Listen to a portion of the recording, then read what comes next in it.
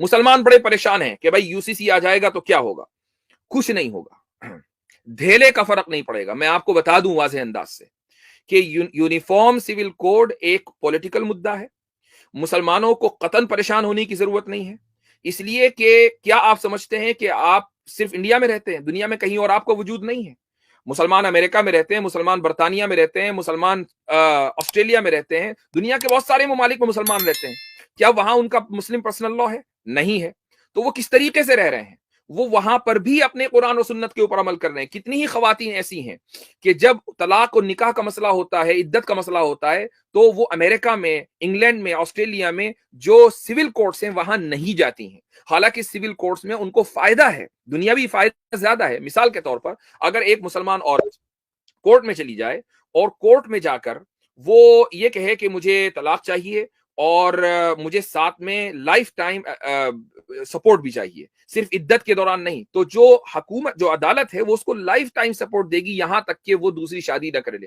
اسلام میں اس کو جو مینٹیننس ملے گا وہ صرف عدت کے پیریڈ میں ملے گا. اس کے بعد اس کو یہ ایڈوائز کی جائے گی کہ بھئی تم مینٹیننس اس لیے روک دی گئی تاکہ تم دوسری شادی کرو, اسی لیے مینٹیننس روک دی گئی. تو یہ جو مسلمان جو انگلینڈ میں, امریکہ میں, آسٹریلیا میں اور دنیا کے دوسرے ممالک میں رہتے ہیں, وہ اپنے پرسنل لاس پر خود سے عمل کر رہے ہیں. بڑی تعداد میں لوگ قرآن و سنت سے جڑے ہوئے ہیں. اٹ ڈزنٹ میٹر کہ جو سول لا ہے وہ کیا کہہ رہا ہے. تو مسلمز کو انڈیا میں اس بات سے قطعاً ڈرنے کی ضرورت نہیں ہے. یونیفارم سول کوڈ آئے گا, اس کو آپ روک نہیں سکتے, چونکہ آپ کا اختیار نہیں ہے. آپ کیا کر رہے ہیں؟ آپ زیادہ سے زیادہ لا کمیشن میں اپنی اوپینین دے دیں گے, وچ آئی سپورٹ, کہ آپ کا یہ قانونی حق ہے کہ آپ لا کمیشن آف انڈیا کو ای میلز پہ ای میل بھیجیں. اور مسلم پرسنل لا بورڈ کی اس وقت مہم چل رہی ہے, تو میں اس کو بالکل انڈورس کرتا ہوں کہ اگر بورڈ یہ کہہ رہا ہے کہ آپ اپنی اوپینین دیں, وچ از ویری گڈ. لیکن اگر آپ یہ سمجھتے ہیں کہ مسلم پرسنل لا آپ کے دینی تشخص کی بنیاد ہے, اگر آپ یہ سمجھتے ہیں کہ مسلم پرسنل لا ختم ہو جائے گا تو آپ کا ایمان خطرے میں آ جائے گا, اسلام خطرے میں آ جائے گا, جی نہیں. اسلام ان مسائل کے اوپر ڈیپینڈ نہیں کرتا ہے. اسلام اتنا ہلکا نہیں ہے کہ 3 قانون آپ نے بدل دیے اور اسلام خطرے میں آ گیا, یہ ایک مومن کا ایمان خطرے میں آ گیا. اسلام کو یا مسلمان کو UCC سے اس وقت تک کے کوئی نقصان نہیں ہونے والا جب تک کہ مسلمان یہ عہد نہ کر لے کہ میں اپنی شریعت اور اپنی قرآن و سنت کے اوپر عمل کروں گا. یہ آپ کی پرسنل چوائس ہے. اس کی ایک مثال دیتا ہوں. مثال یہ ہے کہ مثلا آپ امریکہ میں ہیں اور امریکہ میں میراث کا کوئی اسلامی قانون نہیں ہے, بلکہ آپ کو یہ اتھارٹی ہے کہ آپ وصیت کریں.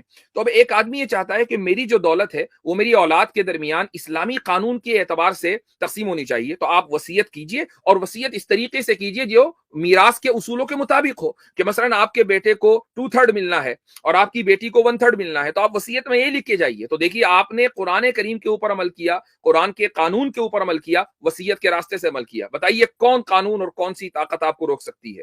تو قانون آپ اپنے اوپر نافذ کریں گے, حکومت آپ کے اوپر قانون نافذ نہیں کر سکتی, چونکہ یہ آپ کا پرسنل میٹر ہے. تو یہ UCC کے تعلق سے ہمارا موقف ہونا چاہیے. اس تعلق سے یہ مسلمانوں کا مدعا ہونا ہی نہیں چاہیے, مسلمانوں کا پولیٹیکل مدعا. You do whatever you want to do.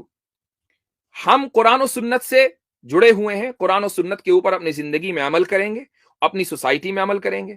اب جب ہم پرسنل لیول کے اوپر قرآن و سنت پر عمل کر رہے ہیں تو کوئی بھی عدالت, کوئی بھی حکومت آپ کو مجبور نہیں کر سکتی. تو یہ چیز ذہن میں رکھنی چاہیے, اور اس تعلق سے بالکل پریشان ہونے کی قطعاً کوئی ضرورت نہیں ہے. اور اس چیز کے لیے تیار رہیے کہ یونیفارم سول کوڈ آئے گا, چونکہ حکومت کا یہ پولیٹیکل ایجنڈا ہے. تو جب یہ آئے گا تو آپ کا رد عمل یہ ہوگا کہ ٹھیک ہے, تم لے کر آؤ, تم 1000 قانون بناؤ, ہم قرآن و سنت پر عمل کریں گے, یہ ہمارا اختیار ہے, ہمارا حق ہے.